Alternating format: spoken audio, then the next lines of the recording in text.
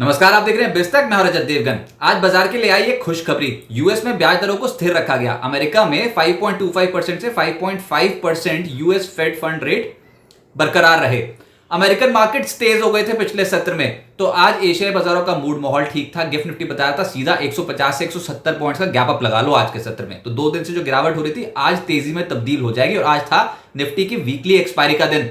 हुआ बिल्कुल वही, शुरुआती धमाके के साथ हो गई। 19,120 के लेवल पे ही खुल गए। उसके बाद 19,175 का हाई लगा दिया, लेकिन फिर थोड़ा सा बाजार जाके हायर लेवल पे फंस गया, क्योंकि आज ऑप्शन राइटर्स अक्सर निफ्टी की वीकली एक्सपायरी वाले दिन हावी रहते हैं। दिन का लो है 19,064, लेकिन आज क्लोजिंग 19,133 की आई है और ये बहुत ही अच्छी क्लोजिंग मानी जाएगी। 144 पॉइंट्स के गेन्स के साथ निफ्टी बंद हुआ है। निफ्टी बैंक 316 अंक चढ़ गया, 43,107 के लेवल पे बंद हो गया। सेंसेक्स 489 पॉइंट्स बढ़कर 64,080 के स्तर पर बंद हो गया। तो शानदार प्रदर्शन था, लेकिन जहां पर ओपन हुए उसी के आसपास बंद हुए दोनों ही, निफ्टी और निफ्टी बैंक। तो थोड़ा इनडिसीजन हो गया था वीकली एक्सपायरी के चलते, लेकिन चलो तेजी की शुरुआत तो हुई।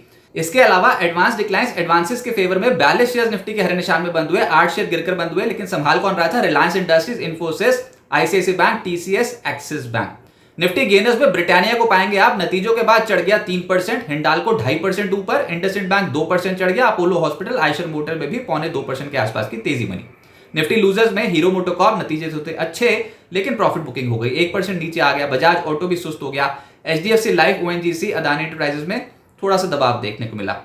इसके अलावा एफएनओ गेनर्स में डेल्टा कॉप का नंबर आया। क्या शानदार प्रदर्शन था, 7.5%। देखिए पिटाई भी तो बहुत हो चुकी है, तो निचले स्रों से संभलने की कोशिश थी। वोडा आइडिया पिछले कुछ दिनों में बहुत अच्छी हरकत में है, आज भी 7.5% का रिटर्न दे रहा था। आरईसी लिमिटेड, पीएफसी, असली एक्शन तो था, यहां खेल हो गया दोनों ही स्टॉक्स में। 6.25% से 7% उछल गए। और बीएचईएल बहुत ही कमाल का मूव था, 5.25% की चाल। एफएनओ लूजर्स में एलआईसी हाउसिंग को पाएंगे, हीरो मोटोकॉर्प, टेक महिंद्रा, एमएफएसएल, इन स्टॉक्स पे आज के सत्र में दबाव आता हुआ नजर आया।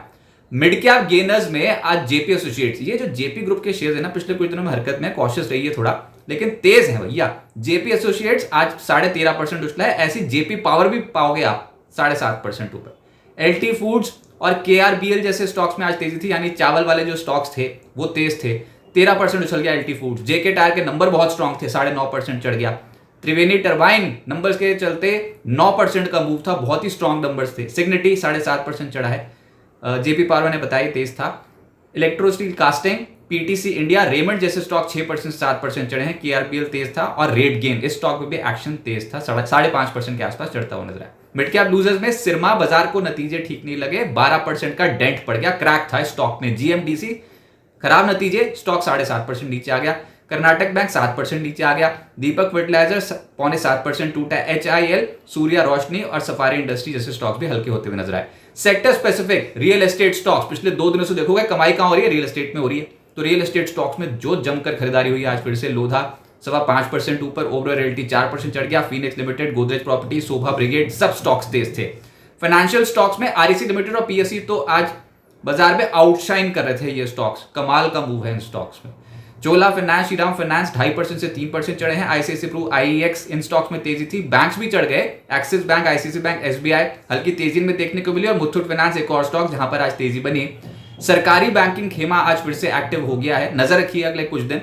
तो बैंक ऑफ महाराष्ट्र 3% चढ़ा है। Union bank, bank of India 2.25% चढ़ते हुए नजर आए। Bank of Baroda, PNB, central bank, IOB सब तेज थे।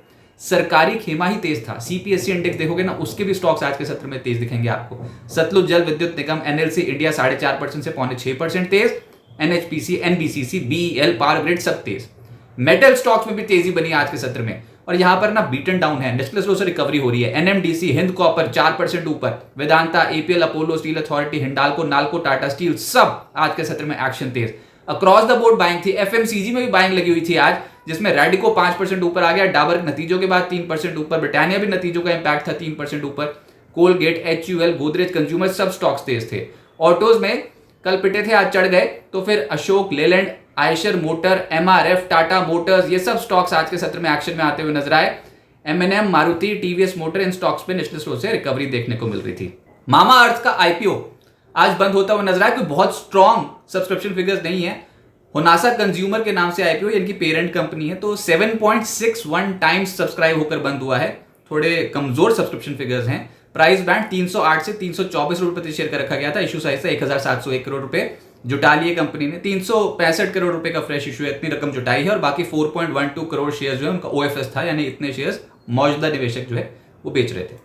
अब आगे क्या होगा? देखिए, बाजार में दिवाली से पहले शॉपिंग हो सकती है, यानी कि डिस्काउंट पे सामान मिल रहा है। इस समय डिस्काउंट पे शेयर्स बहुत हैं अगर आप मार्केट को स्कैन करोगे, क्योंकि पिटाई भी तो इतनी जबरदस्त हुई थी, चाहे वो ये युद्ध के चलते, इजराइल और हमास का जो युद्ध है इसके चलते थी, या फिर जो ग्लोबल अनसर्टेनिटी का माहौल था उसके चलते थी। ब्याज दरें बढ़ती चली जा रही हैं, उसका भी कहीं ना कहीं बैक टू माइंड एक नेगेटिव ट्रिगर था, और जो रिजल्ट से पहले की सेलिंग हो गई थी मार्केट में, अब नेस्ले से उसे बाइंग लगी हुई है। और आज की जो क्लोजिंग है ना वो बहुत बढ़िया है।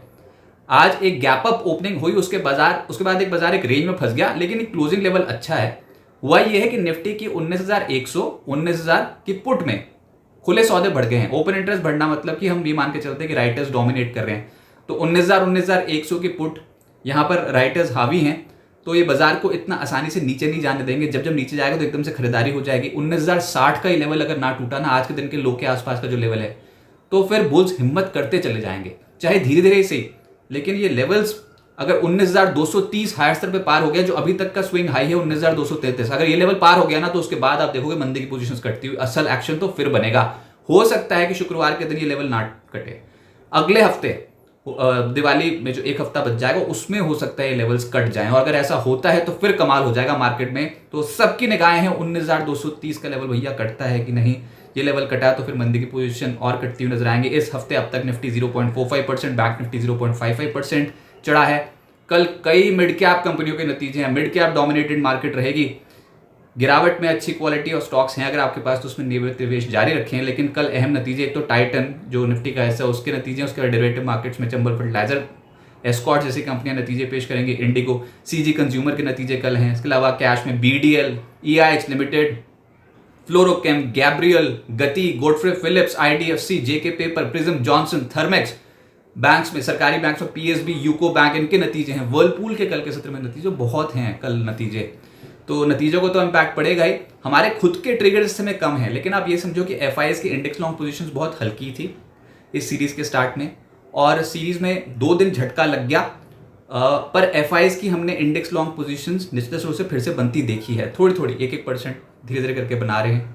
तो कल तक तो 15% पहुंचे थे, आज का डेटा देखना होगा किस तरीके से पहुंचते हैं। और कैश मार्केट में बिकवाली पे थोड़ी ब्रेक लगी हुई है। तो बस भैया, ये एफआईएस ने जो कैश मार्केट में बिकवाली बहुत एग्रेसिव कर दी थी ना, इस पे थोड़ा सा वो ब्रेक लगा दे तो फिर कमाल हो सकता है।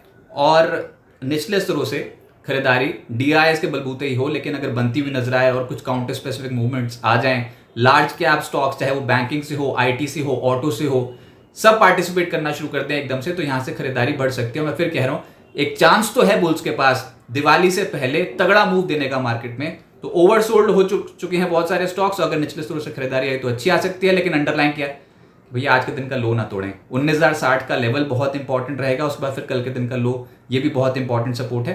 तो बाय ऑन डिप्स की रणनीति अभी मार्केट में अच्छा काम कर सकती है फॉर अ टाइम भी। बिस्तक आपके लिए लाया है प्रीमियम मेंबरशिप प्रोग्राम, जहां आपको मिलेंगे कई सारे फायदे, जिनमें मार्केट न्यूज़लेटर, लाइव चैट पर आपके सवालों के सबसे पहले जवाब, मार्केट आउटलुक, वीकेंड पर मार्केट स्कैन, एंकर्स के साथ चैट और भी बहुत कुछ। इस प्रीमियम सब्सक्रिप्शन में 3 तरह के प्लान्स हैं, सिल्वर, गोल्ड और प्लैटिनम, जिनकी शुरुआत मात्र 159 रुपए महीने से होती है। इससे जुड़ना भी बेहद आसान है। बिस्तक के YouTube चैनल पर जाएं, ज्वाइन बटन पर क्लिक करें और अपना प्लान सिलेक्ट करें। बस बन गए आप हमारे प्रीमियम मेंबर।